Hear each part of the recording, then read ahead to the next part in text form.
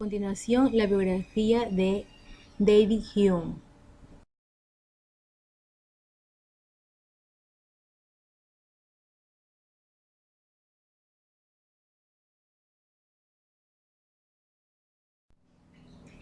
David Hume nació el 7 de mayo de 1711 y murió el 25 de agosto de 1776.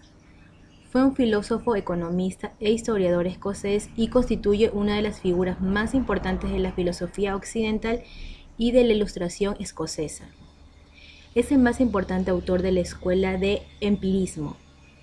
El estudio de Hume ha oscilado entre los que enfatizan la vertiente escéptica de Hume y los que, en cambio, consideran más importantes la vertiente naturalista. Hume estuvo fuertemente influido por los empiristas John Locke y George Berkeley.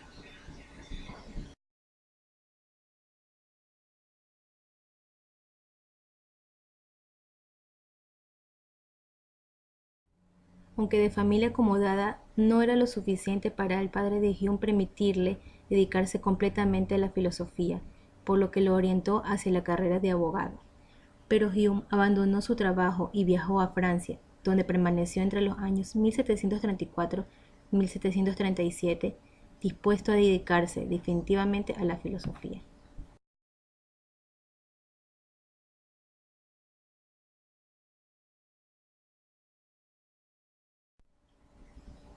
Sus obras, Tratado sobre la naturaleza humana, publicada en 3 volúmenes entre 1739 y 1740. Ensayos sobre moral y política, 1741-1742. Investigación sobre el entendimiento humano, 1748. Investigación sobre los principios de la moral, 1751. Discursos políticos, 1752.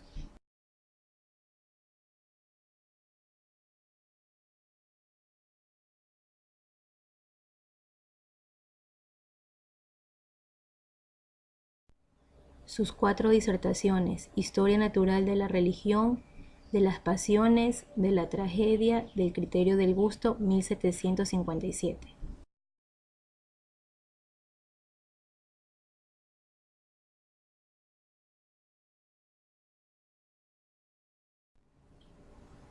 Aquí algunas de sus frases. Cada solución da pie a una nueva pregunta. La razón es y debe ser solamente esclava de las pasiones. Nada es más libre que la imaginación humana.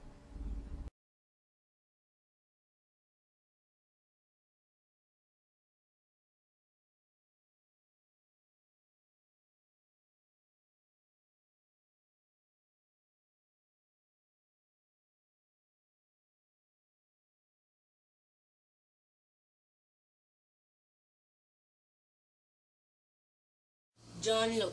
John Locke fue el primer filósofo de ideas centrales que redactó unas obras de Galileo Galilei y René Descartes. También se involucró en lo que es la medicina. Uno de sus estudios fueron diplomático, filósofo, economista y profesor de griego antiguo. Se dice también que alcanzó el renombre por sus escritos filósofos en los que se sentó en las bases del pensamiento político liberal. En lo que son los estados, René Descartes tiene el pensamiento de que las comunidades están constituidas únicamente por el fin de adquirir, conservar y mejorar sus propios intereses civiles, que también están involucrados lo que es la libertad, la rebelión, que se ponen en contra de la tolerancia y la tiranía con las minoristas religiosas. También está involucrado Thomas Hobbes en uno de sus primeros principios del derecho natural, que efectuó una abstracción considerando que el hombre vivía en una época pretérita, en un estado de naturaleza en el que no existía ningún tipo de organización política. La idea de John Locke empieza por el imperialismo, el impresionismo y las ideas. Se divide en lo que son las ideas. John Locke formuló la ideología que acompañaba a la ciencia newtoniana Anna, lo que favoreció que la actitud imperialista formara parte del sentido común de la gente que educaba. La afirmación central de John Locke respecto al conocimiento es que no existían las ideas innatas, sino con él pretender afirmar dos cosas. La primera, que es preciso incorporar las creencias a través de la experiencia del mundo. La segunda, que cuando uno nace no tiene conceptos en la mente. Su mente es como una pizarra rusa en blanco y una tabla rosa, que también son parte de los adquirimientos que habla John Locke. Se dice que cuando los niños proporcionan una serie de razones para negar la existencia de las ideas innatas, señaló que los niños asimilan los principios abstractos. Los adultos tienen conocimientos mucho más extensos y se dice también que la percepción se hace por el tacto. Cuando las personas son ciegas, lo utilizan el tacto, el sentido tacto, para poder adquirir conocimientos y adquirir pensamientos de qué significa lo que están tocando, ya que no tienen la visión, ya que John Locke fue una de las personas que era ciega, entonces sufrió una operación y luego de esto pudo vivir por 100 años más. Gracias.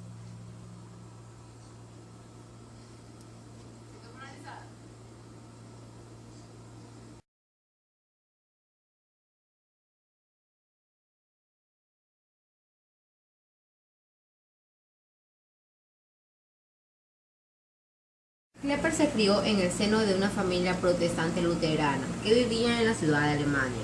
Su abuelo había sido el alcalde de la ciudad, pero cuando nació Klepper la familia se encontraba en decadencia. Su padre Henry era mercenario en el ejército del duque. Su madre Caterina, que llevaba una casa de huéspedes, era curandera y más tarde fue acusada de brujería. Klepper nació prematuramente a los 7 meses de embarazo. Sufrió toda una vida frágil. A la edad de 3 años contrae la viruela. A pesar de su edad, fue un niño muy brillante. Sus padres estuvieron en interés por la astronomía.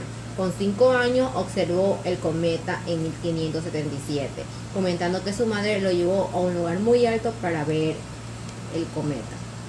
Su padre le mostró a edad de 9 años el eclipse de luna del 31 de enero de 1580, recordando que la luna aparecía bastante roja.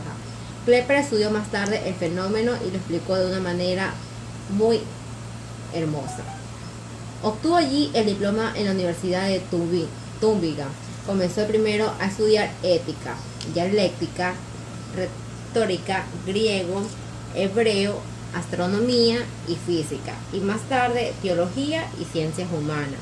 Los estudiantes tomaban como cierto el sistema geocéntrico, de que afirmaba que la Tierra estaba inmóvil y ocupada en el centro del universo, y que el Sol, la Luna, los planetas y las estrellas giraban a su alrededor.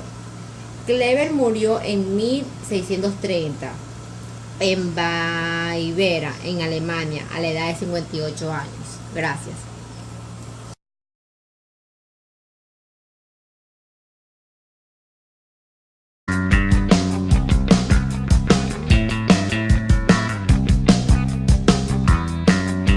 Si bien es cierto que en el mundo de la ciencia debemos estar siempre abiertos a que teorías que tomamos ciertas sufran algún que otro traspiés, existe un tipo de acciones que nos cuesta mucho más que el resto establecer como definitivas. Me refiero a aquellas que explican cómo fueron los orígenes de ciertas formas del universo. Nunca hemos cesado de preguntarnos cómo fue el origen del hombre, cómo fue el origen de la vida y de la Tierra y del universo. Hay varias teorías que tratan de explicarlo. Una de ellas es la de Immanuel Kant. En 1775, el filósofo alemán Immanuel Kant propuso la idea sobre el origen de los planetas y del Sol, a partir de una gran nebulosidad que al achatarse y contraerse formó los meteoros que originaron a los planetas. De la concentración central de esa nebulosa se formó nuestro Sol. Luego, quien siguió sustentando esta teoría de Kant fue Laplace. Laplace nació el 28 de marzo de 1749 en Normandía y fallece el 5 de marzo de 1827 en la ciudad de París. Laplace presentó su famosa hipótesis nebular en Exposition du Système du Monde en 1797. que formulaba que el sistema solar se creó de la contracción y enfriamiento de una gran nube aplastada de gas incandescente que giraba lentamente. La materia de cada uno de los anillos daría por condensación en uno de sus puntos un planeta, que por el mismo procedimiento engendraría los satélites. El anillo de Saturno sería un ejemplo de esa fase intermedia. Laplace descubrió la invariabilidad de los movimientos medios planetarios. En 1786 probó que las excentricidades e inclinaciones de las órbitas planetarias entre sí siempre permanecen pequeñas, constantes y además se autocorrigen. Estos resultados aparecen en la mayor de sus obras, Traité de mécanique céleste, publicado en 5 volúmenes a lo largo de 26 años. Su exposición del sistema del mundo contiene la hipótesis cosmogónica según la cual una nebulosa primitiva habría ocupado el emplazamiento actual del sistema solar, rodeando como una especie de atmósfera un núcleo fuertemente condensado, a temperatura muy elevada y girando alrededor de un eje que pasaría por su centro.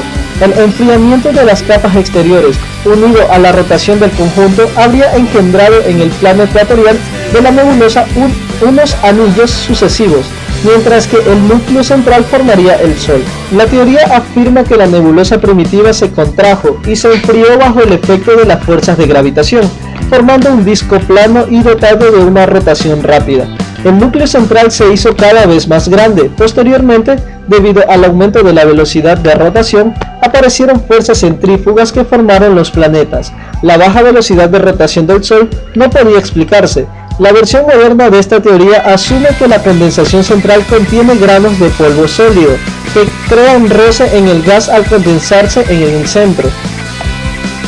Eventualmente, luego de que el núcleo ha sido frenado, su temperatura aumenta y el polvo es evaporado. El centro que rota lentamente se convierte en el Sol. Los planetas se forman a partir de la nube que rota más rápidamente.